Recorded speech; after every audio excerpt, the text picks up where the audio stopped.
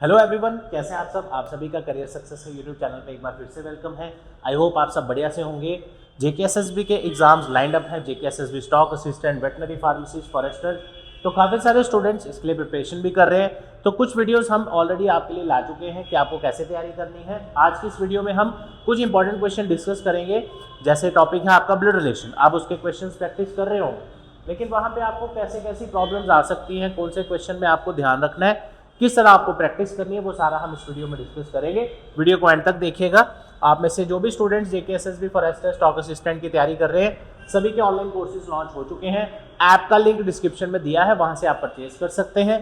काफ़ी ज़्यादा डिस्काउंट अभी ऑनलाइन कोर्सेज में चल रहा है, फॉरेस्टर पे भी, stock assistant, veterinary pharmacist, wild life guard, तो इसका बेनिफिट आप उठा सकते हैं। इसमें आपको मिलेगा recorded videos, PDF, mock test, हर चीज़ जो आपके काम आएगी। उसके अलावा अगर आपने अभी तक ऐप डाउनलोड नहीं किया फ्री क्विज मॉक टेस्ट के लिए, तो ऐप का नाम है my class by career success, वो भी आप डाउनलोड करके रख लीजिए। इसके अलावा अपकमिंग जितने भी गवर्नमेंट जॉब एग्जाम्स है, लाइक बैंकिंग, एसएससी, जेकेएसएसबी, कोई भी, तो आप सभी सिलेक्शन उसमें निकाल सकते हैं। सिर्फ आपकी कंसिस्टेंसी बड़ी ज़रूरी है। हार्डवर्क सभी करते हैं, लेकिन कंसिस्टेंसी जो रखता है वही एग्जाम क्वालिफाई करता है। एग्जाम्पल्स आपके सामने हैं। ओके, तो आज बात करते हैं कि आपको एग्जाम में क्या अप्रोच रखनी है, किस तरह पेपर में क्वेश्चन सॉल्व करने। तो इस तरह के बहुत सारे क्वेश्चन हम डिस्कस करेंगे अलग अलग वीडियोस में। लेकिन अगर आपको लगेगा कि कोई टॉपिक आपको स्टार्टिंग से पढ़ना है या जिसका बेसिक्स आपका क्लियर नहीं है, तो आप कमेंट सेक्शन में बता देना, वो भी हम देख लेंगे। आज हम जो क्वेश्चंस आपके लिए लाए हैं वो आपके हैं ब्लड रिलेशन टॉपिक से। ब्लड रिलेशन टॉपिक को अगर हम इंस्टेंटली जल्दी जल्दी रिवाइज करें, तो आप सभी जानते हैं यहाँ पे आपको फीमेल और मेल पर्सनस के बारे में क्वेश्चंस पूछे जाएंगे। इसमें आपको इनका जेंडर अगर वहाँ पे मेंशन है तो आप लगा सकते हैं, नहीं है तो आप अपनी मर्जी से किसी पर्सन का जेंडर वहाँ स्पेसिफाई नहीं कर सकते। किसी का अगर वहाँ पे नाम लिखा है, जैसे मान लेते हैं राहुल, तो जब तक आपको इनका जेंडर क्लियर नहीं हो जाता तब तक आपको क्वेश्चन में इनको डायग्राम में तब तक जेंडर इनका रिप्रेजेंट नहीं करना, जब तक आपको इनका जेंडर क्लियर ना हो जाए क्वेश्चन से। इसके अलावा मेल पर्सन के जो भी रिलेशन आपको ब्लड रिलेशन में पूछे जाते हैं, फादर, अंकल, सन, इस तरह सो ऑन, इसी का ऑपोजिट फीमेल में आपको रिलेशंस इस तरह पूछे जाएंगे, तो उसके अकॉर्डिंग हम देखेंगे। तो डायरेक्टली हम चलते हैं क्वेश्चंस पे without wasting any time, so that video ज़्यादा लंबा ना हो जाए। ओके, जैसे कुछ क्वेश्चंस मैं आपके लिए अभी लाया हूं, जैसे इसी को ले लेते हैं। जैसे फॉर एग्जांपल एक क्वेश्चन आपके सामने यहाँ पे आप अपनी स्क्रीन में देख रहे होंगे, राइट। तो मैं कोशिश करूँगा कि आपको ये चीज़ें भी क्लियर कर दें कि पेपर में आपने किन चीज़ों का ध्यान रखना है। जब आप इस क्वेश्चन को सॉल्व करेंगे, आप ट्राई करिए सॉल्व करने की, मैं भी आपको हेल्प करता हूँ। जैसे यहाँ पे स्टेटमेंट्स आप देख रहे हैं, तो पहला काम होता है आपको इसको डायग्रामेटिकली रिप्रेजेंट करना, फिर इसके क्वेश्चन सॉल्व करना। जैसे फॉर एग्जांपल ये क्वेश्चन हमारे पास है, सानी सिस्टर ऑफ राम। यहाँ पे सानी आपकी सिस्टर है राम की, सानी सिस्टर ऑफ राम, इस तरह आपको रिप्रेजेंट करना है। आफ्टर दैट मेल को हम रिप्रेजेंट करेंगे प्लस से, फीमेल को माइनस से। अरुण इज ब्रदर ऑफ गौरव। अब अरुण और गौरव आपके पास अभी फिलहाल यहाँ पे नहीं है। काफी सारे स्टूडेंट्स मिस्टेक क्या करते हैं, अगली स्टेटमेंट जो है वो उसको कहीं अलग से बना देंगे, बना सकते हो, बट फिर बाद में इकट्ठा करने में ज़्यादा टाइम वेस्ट होता है। आप ढूंढ लीजिए कि कोई पर्सन अगर आपको यहाँ पे दिया है, नहीं मिल रहा है, तो आप स्टेटमेंट्स पूरी पढ़ लीजिए, कोई दिक्कत नहीं है। आगे देखो क्या लिखा है, अरुण हैज़ ओनली वन सन। अरुण अभी हमारे पास यहाँ पे नहीं है। आगे है mega is wife of Arun. Mega और अरुण अभी तक बात नहीं हुई। नेक्स्ट देखिए, मेगा इज डॉटर ऑफ सानी। अब सानी हमारे पास है, तो मेगा इसकी डॉटर है, तो मैं ऐसे रिप्रेजेंट कर दूंगा। अभी मेगा की बात हुई, पिछली स्टेटमेंट में मेगा अरुण की वाइफ है, तो मेगा हमारे पास है, तो अरुण हम यहाँ पे मेंशन कर सकते हैं और इसका जेंडर मेल होगा। क्यों?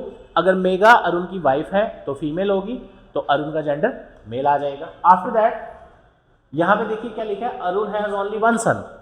अरुण का सिर्फ एक बेटा है। हाँ, उसका नाम नहीं दिया, आपको उसका नाम नहीं दिया, तो जेंडर क्लियर हो गया, सन से पता चल गया कि वो मेल ही होगा, राइट। उसके बाद ये स्टेटमेंट भी देखिए, Arun is brother of Gaurav. Arun जो है वो गौरव का भाई है। ओके, आगे चलते हैं। Ram is brother in law of Vivek. अब ये जो पर्सन यहाँ पे मेंशन है, Ram is brother in law of Vivek, ये विवेक का ब्रदर इन लॉ कैसे बनेगा? आर है कौन? आर की सिस्टर है एस, तो आर ब्रदर इन लॉ कब बनेगा विवेक का? जब सानी एस जो है इसकी मैरिज होगी विवेक के साथ और उसका जेंडर क्या होगा? प्लस, यानी तभी हमारा जो ये पर्सन राम है ये ब्रदर इन लॉ बनेगा विवेक का, तो जेंडर क्या आ जाएगा? मेल।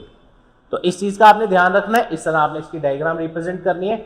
एक ही पर्सन यहाँ पे बचा नीचे वाली साइड पे, तो वो देख लेते हैं, अगर उनका नाम अवेलेबल होगा तो लगा देंगे। अदरवाइज आप खाली भी छोड़ सकते हैं। अब यहाँ पे क्वेश्चन सॉल्व करते हैं, किस तरह आपको पेपर में क्वेश्चन आने। जैसे ये क्वेश्चन इसी डायग्राम पे था, how is Gaurav related to mega. अब यहाँ पे आ जाओ, देखो गौरव का जेंडर जो है फिलहाल हमारे पास नहीं है। अब मुझे स्टेटमेंट एक बार दोबारा चेक कर लेते हैं कि कहीं हमने कोई जेंडर मिस्टेक तो नहीं की। Sani sister of Ram, Arun is brother of Gaurav, Arun has only one son, इसका एक लौता बेटा है, और अगर बच्चे होते तो वो गर्ल्स होती, ठीक है। मेगा वाइफ है अरुण की, Megha is daughter of Saini, Megha daughter है सैनी की, and Ram is brother in law of Vivek. बिल्कुल सेट, राइट। अब मेरे से पूछा इस गौरव का रिलेशन किसके साथ, मेघा के साथ। अब गौरव का जेंडर नहीं है तो इसलिए हमारा ऑप्शन क्या आ जाएगा, सीबीडी, यानी कि कैन नॉट बी डिटर्मिन्ड, जिसको हम और भी बहुत सारे इस तरह के ऑप्शन आते हैं, फिलहाल हम सीबीडी ही लगाएंगे। आफ्टर दैट इससे पिछला जो क्वेश्चन है जो यहाँ पे मेंशन किया है, ये एक कंडीशनल क्वेश्चन है, ये एक्चुअल डायग्राम पे नहीं इसको आपने लगाना, इसके लिए एक अलग से कंडीशन दी है कि जो राघव है, राघव हमारे क्वेश्चन में नहीं है लेकिन हमें इसको एज्यूम करना है हाइपोथेटिकली। राघव अगर हस्बैंड है कृति का, if Raghav is husband of Kriti and son of mega. अब इसको ध्यान से देखिए, मेगा हमारे पास है, मैं इसको दूसरे कलर से रिप्रेजेंट करता हूँ, पिंक कलर से फॉर एग्जांपल। राघव हस्बैंड हो अगर कृति का एंड सन ऑफ मेगा। अब ये and son of mega, and के आगे जिसकी बात हो रही है वो है राघव। राघव अगर मेगा का सन होगा, यानी अगर मैं राघव को यहाँ रिप्रेजेंट कर दूं क्योंकि तभी सन बनेगा, और ये हस्बैंड है कृति का, तो कृति फीमेल हो जाएगी। Then how Vivek is related to Raghav, तो विवेक का रिलेशन राघव के साथ क्या होगा, आप खुद बताइए। विवेक और राघव का जो लेवल आ रहा है फैमिली का, वो आ रहा है विवेक का ग्रैंड पेरेंट्स वाली कैटेगरी में, और ग्रैंड पेरेंट्स वाली कैटेगरी में विवेक इज मेल, तो हमें यहाँ पे क्या आंसर लगाना है, ग्रैंड फादर समथिंग, जो आपका यहाँ ऑप्शन दिया होगा, जैसे कि आपका ऑप्शन नंबर 1 है, राइट। इसी तरह आगे जो क्वेश्चन दिए हैं वो भी देख लेते हैं। तो यहाँ हमने ये सीखा बेसिकली कि सबसे पहले जब आपको स्टेटमेंट्स दी हो, स्टेटमेंट से आप बनाइए डायग्राम, डायग्राम से क्वेश्चन का आंसर सॉल्व करिए। तो सारा लेना देना जो आपके क्वेश्चन में है वो डायग्राम का है। अगर आपकी डायग्राम सही है तो आपका क्वेश्चन सही होगा, अगर आपकी डायग्राम गलत है तो आपका क्वेश्चन भी गलत होगा, राइट। ओके, अब चलते हैं नेक्स्ट क्वेश्चन।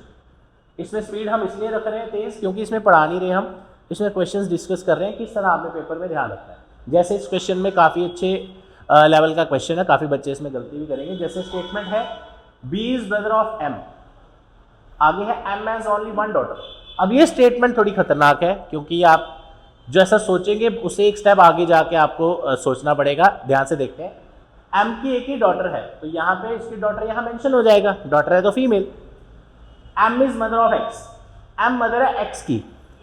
अब एम अगर मदर है एक्स की, एक्स इसका चाइल्ड होगा, लेकिन ये क्लियर नहीं है कि वो एक्स जो है वो मेल है या फीमेल।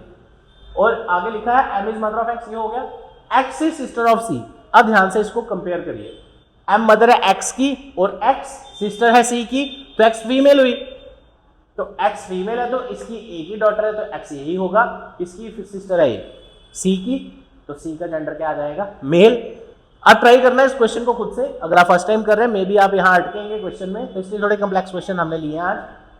एम की एक ही डॉटर है, इसका मतलब ये हुआ इसका अगर और कोई बच्चा है एम का तो वो मेल होगा। इकलौती डॉटर मतलब डॉटर एक ही है, अगर और कोई बच्चे हुए तो वो मेल होंगे, इसलिए हमने मेल लगाया उसको। आगे O is father of C, O father है सी का तो एम के साथ मैरिड होगा।